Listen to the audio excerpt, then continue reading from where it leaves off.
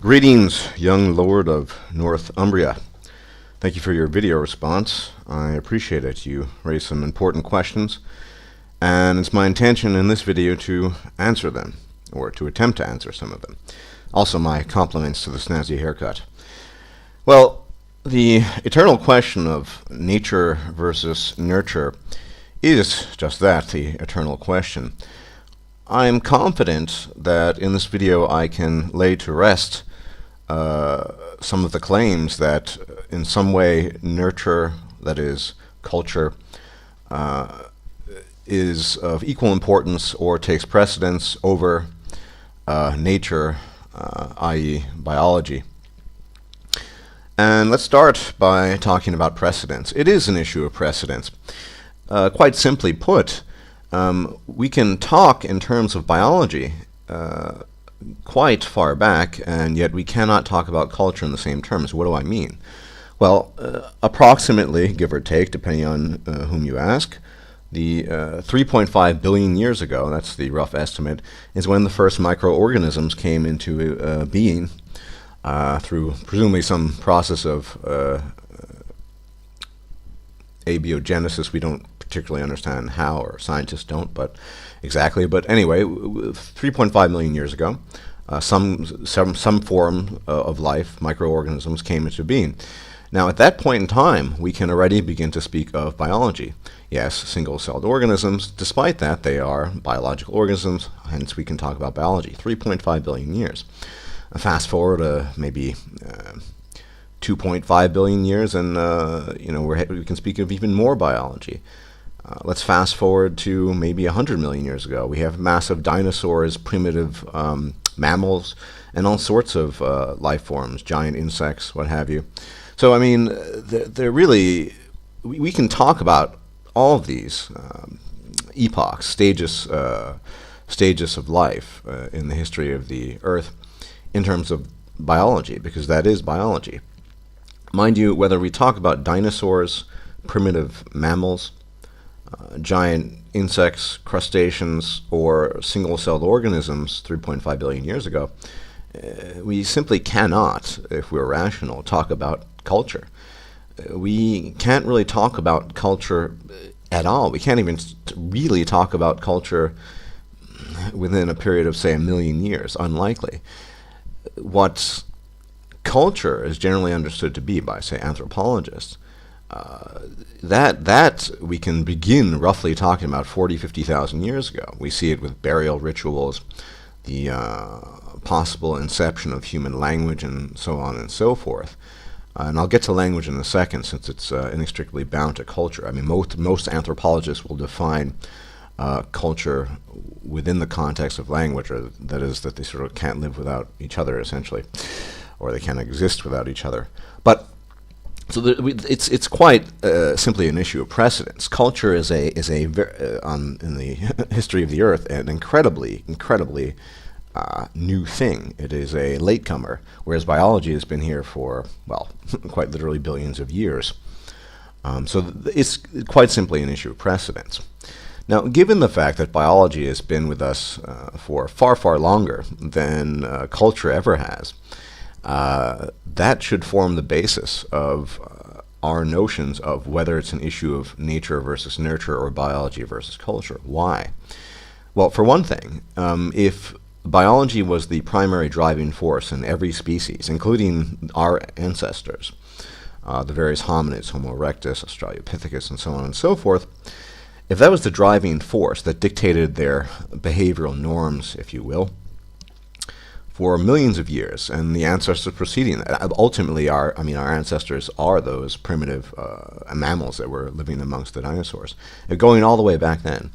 If those creatures, those animals, lacked culture, then the behavior that they practice was a reflection of their drives, instincts, as dictated to them by the biology that had been evolving for billions of years and continues to do so. That means that we are running on software. I like to make the distinction between software and hardware. Software that is quite dated. The biology our biology, our physiology, our neurology, that is quite dated and in comparison to the hardware. If we look at hardware, and this is admittedly my interpretation as sort of an input, an external input, and we can call culture, for example, that external input, that hardware, we can see that there's no way that culture can take precedence over biology that's been with us for quite literally billions of years. More to the point, biology not only takes precedence, but it does. Biology is in some ways the progenitor to culture, since culture, the most important cultural conventions at least, and the most important cultural conventions are those of DNA propagation, procreation, are merely reflections or, in some cases, constraints, shapings, different forms of a reaction to our biology. So you speak of different cultures differing in the world, and yes, they do. But notice that those differences usually are not that as great as you might think. The most important rituals of human life, and we're just animals, procreation, reproduction, that's what culture really is a reflection of. It's about how to sort of work within that system that we have, albeit in a far more, allegedly at least, nuanced and complex way. So look at Victorian England, for example. I mean, of course, marriage, all these things were all very important. It was all about basically fucking and making babies too. But you had a whole bunch of social conventions that put constraints on how to go about it. Notice that many traditionalists, you do mention that traditionalists somehow favor a biological. I wouldn't necessarily agree with that entirely. I mean, most traditionalists don't make reference to too much biology. There are some exceptions. But certainly, yeah, they look at traditionalism as putting, it is a cultural reaction to our inherent biology and constraints. So, for example, a traditionalist argument might be that in order to hold in check female hypergamy, we need to have the following constraints on female hypergamy, marriage, and the so-called patriarchy, if you will, these kinds of things.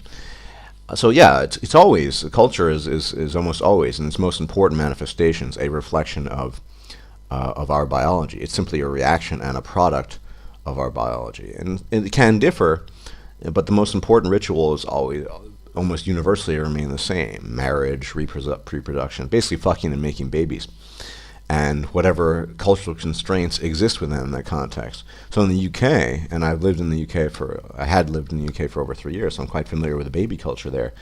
Despite some people's recent claims that we have an issue of geriatric mothers, I remember reading an article not but 2 years ago where I believe was the youngest grandmother in the world, or at least in Europe, a 26-year-old grandmother in the UK. So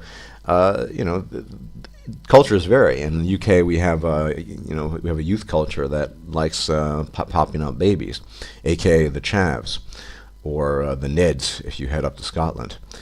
So that does, it's going to vary. And if you look at other cultures, they'll be much more, allegedly conservative. So you're going to get a lot of variation there. Okay, so there's that. But to further cement my argument that the issue of precedents, and historical precedents specifically, is important, is that if we need to look at things in terms of begetting and begotten, so the agent and the patient. The agent, of course, is biology, and the patient is culture. So let's look at language, for example. Language is entirely a biological faculty. Language, that is, the syntax, the rules, the morphology that hold any given language together, we call this the parameters of the language. That is a biological phenomenon. That is the agent, and the patient is in some ways the culture. Now, it's not to say that culture can't have an influence on language, for example. It can have a rather large influence. So you get a great deal of variation in various cultures. Now, look at English, for example. Just as one example. Culturally speaking, in English, we do not have a means of distinguishing hierarchy through what you can only call morphological markers. For example, You might be familiar with some languages where in European languages, many European languages, you have a distinction between a formal you and an informal you. You used to have that, we lost that. Presumably lost it for cultural reasons. It would take a little bit too long to get into that here, and I'm not going to go into that because it's not that relevant. So in English we have that. In German and French, you still have that distinction. In a language like Korean, you can literally add a morphological, a morpheme to every word, adverbs, nouns, verbs, indicating your station in reference to the other person's station, or rather, the other person's station in reference to your station in the hierarchy. And this is clearly a reflection of very strict neo-Confucianistic traditions that have existed for at the very least many centuries. However, despite all of that, you can say, well, so there it is, language is culture. No, it's not. Because English, German, and Korean, French, and every other language for that matter, still needs to adhere to the parameters, the set of rules that guide them. I mean, for example, we have lots of new cultural innovations in English in terms of lexical items. We have blogging, things that didn't exist 10 or certainly 20 years ago. But the minute we have a new lexical item in English, it still conforms to rules of English grammar, the parameters. So if we have the verb to blog, the past tense will be blogged. It's not going to be bloggesudde, no, because that neither conforms to English phonology, nor does it conform to English syntax or morphology, just as an example. So even cultural conventions, say in language, and the same in Korean. Korean, yeah, it has cultural, so it seems to be cultural interference in the morphology itself, and yet whatever that morphology whatever that cultural interference might be, it will obey the rules of the morphology and syntax. So Korean, for example, is what we call an SOV language, a subject-object-verb language. The verb will always come at the end regardless, no matter what you do. In English, it's the opposite, and in German, you have a mix. So language is entirely a biological faculty, and it is acquired because of our neurology, because of our biology. Culture gives input to that, but culture can certainly influence to some degree, but it doesn't change the fact that it's biology, the begetter and the begotten, as it were. Let's look at another example, and I will get into the issue of women, but I just want to cement some of this a bit. So the other example, which I think is very fascinating, is this issue of nature versus nurture in regards to upbringing. Now, there are numerous examples of siblings brought up in the same house, a year or two apart, identical upbringing, reared exactly the same way, who are as different as night and day. Even more so, fraternal and maternal twins, who are as different as night and day despite receiving a nigh identical, if not identical, upbringing. This, on the surface, and I think when we dig deeper, seems to rather quickly dispel the notion that nurture is nearly as important as nature. Now, what is going on with regards to these siblings? Now, I'll give you a specific, concrete, yet anecdotal example. This previous week, we have a new colleague at work, and he's reasonably young. He's 27, and I got in a conversation with him, and he chit-chatting. He was telling me he was in the military, and leads a very regimented existence. He's very strict with himself and very orderly. And he has a brother who's just about 2 years older, maybe 3 years older, 2.5 years older, who is completely different. He discontinued many attempts at education, never received any training, any trade.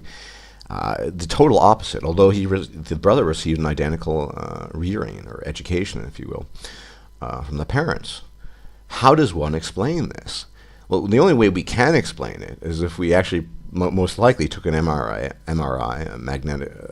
using magnetic resonance imaging, and really examined what's going on in these guys' brains, what's going on with their neurology, because ultimately neurology is responsible for what's going on in all of our lives.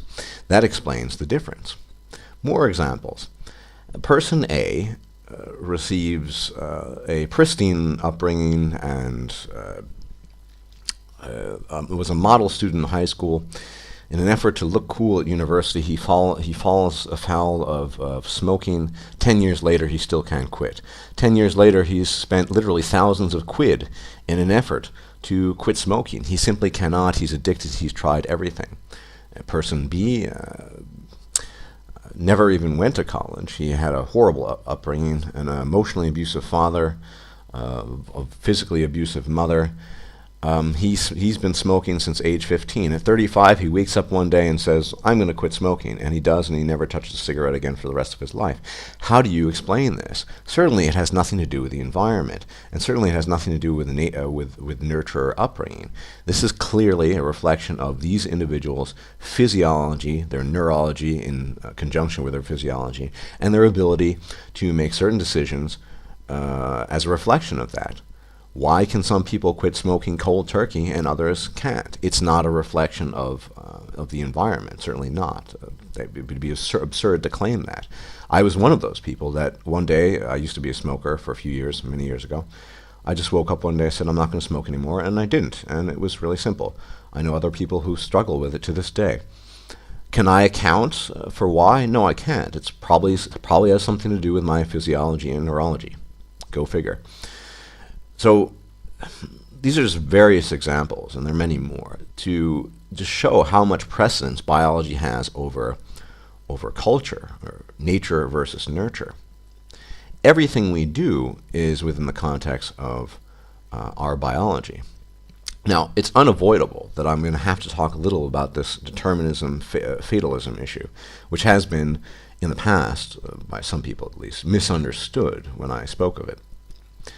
Because we are biologically determined in our behavior and our behaviors.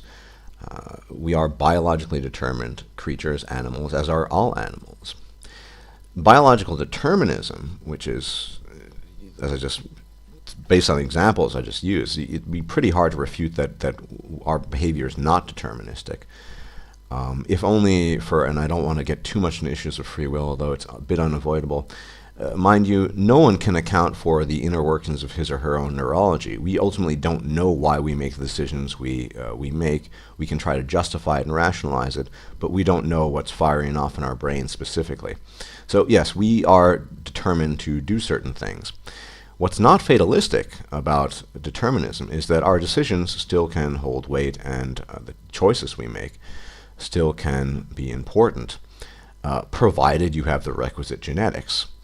So the decision of a person with the I can quit cold turkey smoking genes, for a very simplified view of it, to say, well, I'm not going to smoke anymore, is an important decision.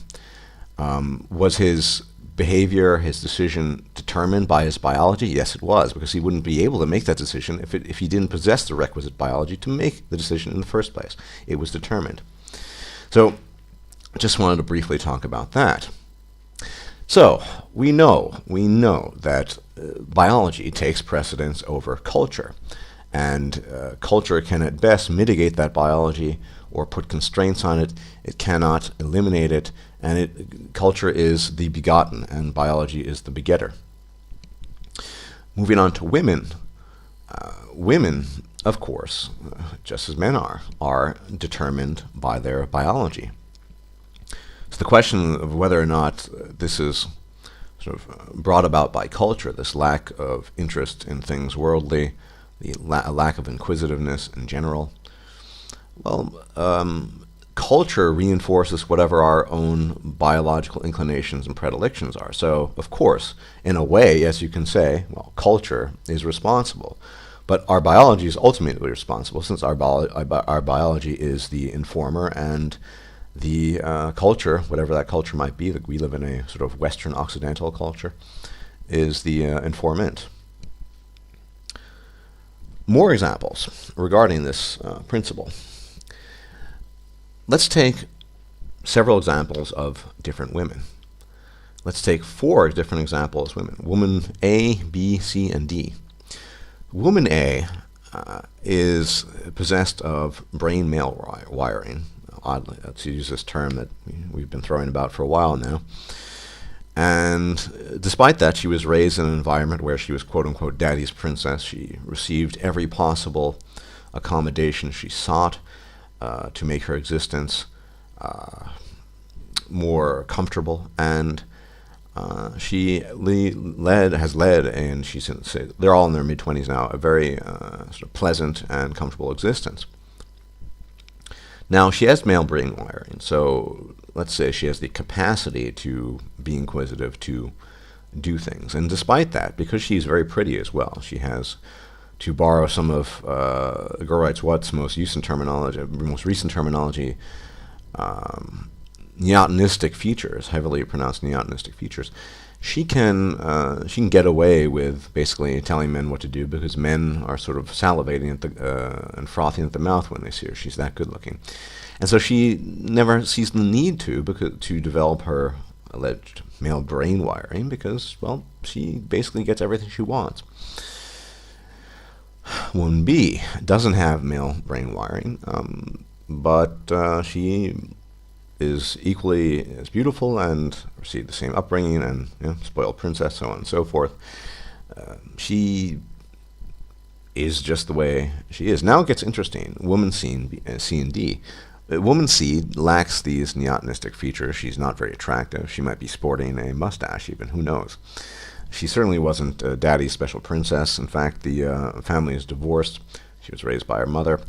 But she does possess some inkling of what's going on, and maybe she doesn't even have male brain wiring, but she's forced, because of her, lack of neotinistic and pretty features, to sort of fend for herself and to understand the world in some capacity. Mind you, she does this in a very begrudging manner, but she needs to do this. But she does have some native intelligence, which she allows her to do that. Finally, in the example D, woman D, she looks just like woman C, but doesn't have the intelligence. What's she going to do? Well, she's going to probably find the nearest bum and hook up with him and have a shag. Who knows? But she's certainly not going to take the same course of action as woman C. In all of these cases, all of these women are driven by their biology, their innate genetics. In the first case, the case of woman A, who does have male brain wiring, she takes the easier path. Now, as a rule, I think human beings are just very much not inclined to follow Robert Frost's poetic dictum, the road not taken. The road, or the path that is easier to tread, is, almost universally taken. Especially if it bears greater rewards and produces riper fruit, or even if it's comparable or slightly less. After all, why strain yourself and put yourself through hell if you can get 90 or 80% of what you could by not doing so? So there needs to be incentive. What I'm trying to get at here, with regards to women, and I'll get to men in a second as well, is that even if you do have the requisite genetics to act in a manner that does not conform to cultural conventions themselves, born of our biological conventions, i.e., instincts, drives. Even if you have that, base, that genetic component, needs to be incentivized. People need incentives. People don't work to their own detriment usually, unless they're insane. Most people work to their own benefit. They want to see advantages. They want to feel good, to do well. A woman with a large degree of native intelligence might use that intelligence, as opposed to, say, understanding the world, and to perfect her manipulation skills with regards to men. So it can be misused as well. So we basically have the biology, but the question is, what do we do with it? Even men going their own way, we who choose to renounce, all conventions with regards to women, those men who go their own way also have the right neurology. What do I mean by that? Well, take, for example, Bob. Bob is a fictive figure. He doesn't exist. Or maybe, no, actually, Bob does exist. I'm just making the name up, because there are lots of Bobs. Bob is on his fourth and failing marriage. He's 48 and he still hasn't gotten it. Then take Bill. And Bill had about 3 or 4 relationships. He's in his early 30s and He's gotten it. He gets what's going on, and he's a man going his own way. You see, even to be a man going your own way means that your behavior is determined by our biology. After all, the decision not to interact with females in the romantic sphere is a decision to reject biological dictates. What's not fatalistic about it in our case is that we have the ability, for whatever reason, presumably our neurology, to, and of course to see our behavior is incentivized as well. We see more advantages in freedom and not conforming to those conventions than we do disadvantages, and hence we can do that. Bob can't do that. He doesn't see any advantages in being single and free and not interacting with women on that level, on the romantic level. So the issue of nature versus nurture is maybe an age-old debate, but I think modern science and even careful observation, you can be a layperson, has really put a lot of that to rest. I mean, it is simply these days a bit foolish to claim that the environment and your upbringing is nearly as important as the genetics that you have no control over, that you are born with. This manifests itself on so many levels. From how fast you can run, how much muscle mass you can carry, how tall you are, to things that you simply can't account for. Your preference for certain colors. If I were to ask you what your favorite color is, you might tell me, and you probably could come up with some answer, but ultimately you don't know. These are the firings off of various neurons in your brain. You don't know why. So there's a lot we simply can't account for, and our behavior and our actions are biologically determined. To claim otherwise is really quite foolish. It's simply not looking at the facts and the knowledge that we do have. So that, in a nutshell, is my response to your response. With regards to male freedom versus unfreedom, I believe that too. Ultimately, I can't cite very many concrete examples in this case. It's admittedly speculation on my part. That the male desire for unfreedom likely does have something to do with some inherent biological quality, and that desire for unfreedom might be much more strongly represented in certain male individuals than others. Bob, who's on his fourth marriage on the downhill. So, whereas you, Lord of Northumbria, or others, such as myself, maybe we value freedom much more so than most men, and then you'll have something in between. I think most men probably would occupy the mean between those extremes of desire for ultimate freedom versus desire for ultimate slavery or unfreedom. But as I said, admittedly, that is speculation on my part.